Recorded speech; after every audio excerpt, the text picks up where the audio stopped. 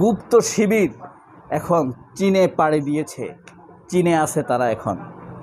15 জন ডাকসু নেতা এখন ঘুরে বেড়াচ্ছে। ছাত্রদল শিবিরকে গুপ্ত বলে ফ্রেমিং করতে করতে তাদের সাথে যোগ দিয়েছে ফ্যাসিবাদী সাংবাদিকরা। এখন গুপ্তই হয়ে গিয়েছে তাদের গুপ্তধন। এই যে আমরা যখন দেখেছি যে গুপ্ত থেকে যদি ভালো কিছু হয় তাহলে সমস্যা কি? আমরা ওই ছোটবেলায় অ্যাড দেখছি না, এই যে এই অ্যাডের কথা মনে আছে? কাল 9টায় প্র্যাকটিস, 5:30টায়। হারালে গিয়ে যদি দাগ লেগে যায় তাহলে দাগই ভালো। সার্ফ এক্সেল, দাগই ভালো। মানে দাগ থেকে যদি ভালো কিছু হয় তাহলে দাগই ভালো। গুপ্ত থেকে যদি গুপ্তধন আসে, ভালো কিছু হয় তাহলে গুপ্তই ভালো। এই যে আমরা মনে আছে ঢাকা ইউনিভার্সিটি নবীনবরণ হয়েছিল না গত পরশুদিন? তো নবীনবরণে বিশাল প্রোগ্রামে সাদেক কায়েম একটা আইডিয়া দিছে। আমার মনে হয় এটা ফরাদের আইডিয়া, মানে জিএস ফরাদ। একটা ছেলে গাছের গুঁড়িতে বসে আছে। এই যে দেখেন, তো ছাত্রদল টাইপের প্রতীকী একজন এসে বলতেছে এই গুপ্ত গুপ্ত গুপ্ত। তো যে শান্তভাবে গাছের ঢালে বসে আছে সে বলতেছে যে ওকে, আমি গুপ্ত।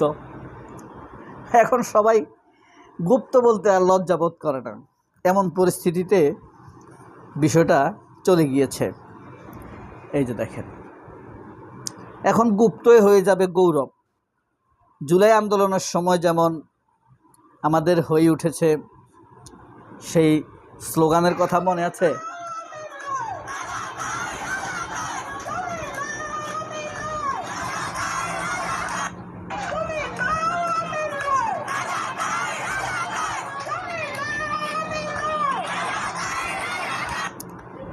আওয়ামী লীগ রাজাকার বলতে বলতে মানুষকে ত্যক্ত বিরক্ত করে ফেলেছে। শেষ পর্যন্ত যেদিন সে বলছে যে চাকরি কি আমি মুক্তিযোদ্ধাদেরকে দিব না, তো রাজাকারকে দিব, তখন সারা বাংলাদেশের মানুষকে সে শেষ পর্যন্ত রাজাকার বলে সাব্যস্ত করছে। এবং বাংলাদেশের মানুষ নিজেদেরকে রাজাকার বলে পরিচয় দিছে। কিশোর, কামার, কুমার, রিক্সাওয়ালা, আবাল, বৃদ্ধ, বনিতা, ঢাকা ইউনিভার্সিটির ক্যাম্পাস জুড়ে তরুণেরা মিছিল নামিয়েছে রাতের 12টার কাছাকাছি সময়ে এবং বলে দিয়েছে যে তুমি কে, আমি কে, রাজাকার রাজাকার, আমরা সবাই রাজাকার। এখন গুপ্তর ব্যাপারটাও এমন হয়েছে যে আমরা সবাই গুপ্ত, সবাই কেউ কাউকে গুপ্ত বললে এখন মেনে নিচ্ছে। এরপর এক মেয়েকে সাংবাদিক জিজ্ঞেস করছে যে এটা তো গুপ্ত সংগঠন, তুমি তাদের নবীনবরণে আসলা কেন? মেয়ের সোজা উক্তি, কেউ তো নবীনবরণ করে না, এরা করছে, এদের এখানে আসছি, দাওয়াত দিছে, আসছি, সুন্দর হয়েছে, অনেক কিছু শিখাইছে, তারপরে আমাদেরকে কোরআন শরীফ দিছে একটা করে, ভালো পরামর্শ দিছে, তো আমরা যাব কোথায়? গুপ্তদের অনুষ্ঠানে এসে দেখি এটা কেমন, এসে দেখলাম ভালোই। তখন বলল তোমাদেরকে যদি গুপ্ত বলে, তখন সে বলছে যে ওকে। এবং এই আইডিয়াটাই এই নবীনবরণের সেই অনুষ্ঠানে এই তুলে ধরেছিল এই মাঠের মধ্যে, এই যে এটার কথা বলছি, তুলে ধরা হয়েছিল। গুপ্ত মানে গুপ্তভাবে পড়াশোনা করা, গুপ্ত মানে গুপ্তভাবে জ্ঞান চর্চা করা, মানুষকে না জানায়া, মানুষকে জানানোর দরকার নেই, আমার জ্ঞান আমি চর্চা করব। যেমন গোপনে মানুষ তাহাজ্জুদ পড়ে, গুপ্ত মানে গোপনভাবে মানুষের উপকার করা, গুপ্ত মানে দুঃখে দুর্দশায় মানুষের পাশে থাকা। গুপ্তের সংজ্ঞা এখন এভাবেই সংগঠিত হয়েছে। ব্রিটিশ বিরোধী আন্দোলনে ইলোরা মিত্র, রুমিন ফারহানার বাপ অলি আহাদ ব্রিটিশ বিরোধী আন্দোলন করেছে, ভাষা আন্দোলন করেছে। তারপরে দিলীপ বড়ুয়া সাবেক শিল্পমন্ত্রী, এরা সবাই গুপ্ত রাজনীতি করত। Sirajul Alam Khan the king maker বলা হয় তাকে, এরা সবাই গুপ্ত রাজনীতি করত। জিয়াউর রহমান প্রেসিডেন্ট হওয়ার পর বলছে তোমরা গুপ্ত রাজনীতি ছেড়ে দাও, ভালো রাজনীতি করো, গতানুগতিক রাজনীতি করো। তখন সবাই উন্মুক্ত হয়। এর আগে কিন্তু আপনারা জানেন কি না, যদি আপনারা সাম্যবাদী আন্দোলনের 40 বছর এই বই পড়েন, সেখানে দেখতে পাবেন এই দিলীপ বড়ুয়া, আরও অনেক আছে, ইলা মিত্র, তারপরে আপনার ব্রিটিশ বিরোধী আন্দোলনের ইলা মিত্র, তারপরে আপনার গয়েশ অলি আহাদ, হ্যাঁ, তারপরে পূর্ব বাংলা কমিউনিস্ট পার্টির নেতা সিরাজ শিকদার, হ্যাঁ, এরা সবাই কিন্তু এই গুপ্ত রাজনীতি করত। ছাত্রদল আসলে ইতিহাস জানে না, না জানার কারণে একটা পাইছে রাজাকার শব্দটা। মেইন কথা হইল রাজাকার শব্দটা এখন আর কেউ খাচ্ছে না, পাত্তা দিচ্ছে না, বুঝতে পারছেন? এই কারণে এখন তারা নতুন বুলি নিতে চাইছে, আর বুলি নিয়েও তারা মজা পাইছে।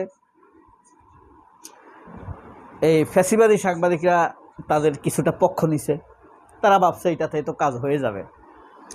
আসলে শেষ পর্যন্ত তো আসলে কিছুই হইল না, হ্যাঁ, কিছু হইল না। তো আপনার